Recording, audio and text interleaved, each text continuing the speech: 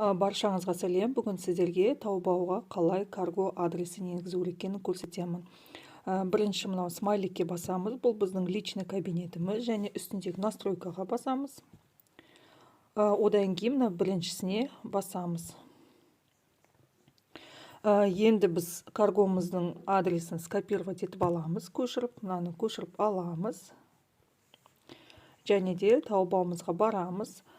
Оранжевый кнопкамызды басамыз.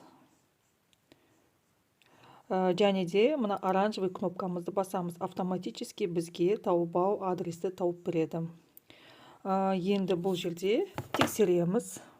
Барлығы дұрыс тексеріп алдық. Енді мына 4-ші строчкамызға мына жердегін копировать етіп алып апарамыз.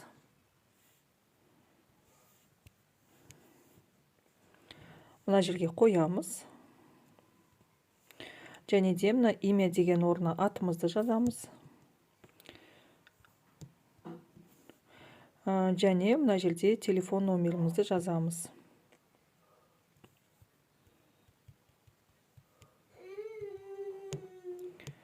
Және де мына жерге соңында индексімізді жазамыз. Мына жерге точканы басамыз. Бұл сохранить. Және оранжевый кнопкамызды басамыз. Бұл да сохранить. Мінекей жаңағы жазған адресіміз мына жерге өтті.